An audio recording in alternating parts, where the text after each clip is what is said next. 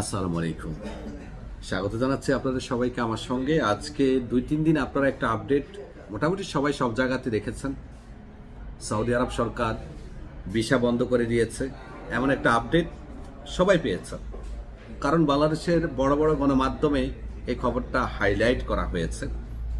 অবশ্য মাসখানিক আগেই আমরা এই বিষয়ে আপনাদেরকে তথ্য দিয়েছি, সেটা এখন আমাদের গণমাধ্যম দিচ্ছে। যাই হোক, বাংলাদেশ সহ 14টা দেশের ভিসা বন্ধ করে দিয়েছে। তো এই খবরটার বিস্তারিত অনেকে জানতে চেয়েছেন।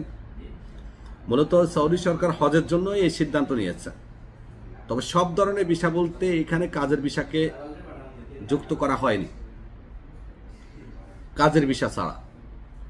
যেমন আপনার ভিজিট ভিসা বা জিয়ারা ভিসা, ট্যুরিস্ট ভিসা, তারপরে আছে বিজনেস মাল্টিপল ভিসা। এই 3 ক্যাটাগরির ভিসা তারা সাময়িক বন্ধ করেছে।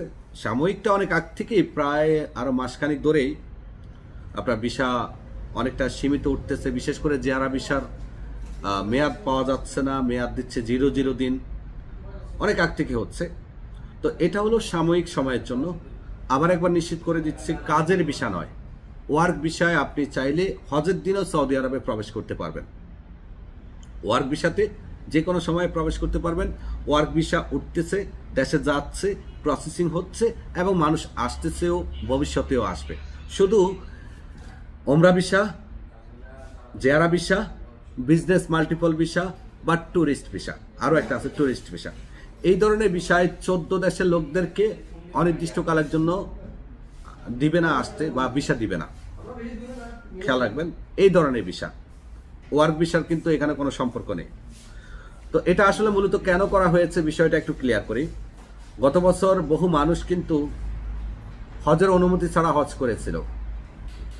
সৌদি সরকার হজ নিরাপত্তার জন্য এই সিদ্ধান্ত নিয়েছে। কারণ মানুষ এই দেশে ট্যুরিস্ট ভিসায়, বিজনেস মাল্টিপল ভিসায়, ওমরা ভিসায় অথবা জিয়ারা ভিসায় এসে হজ করতে চায়।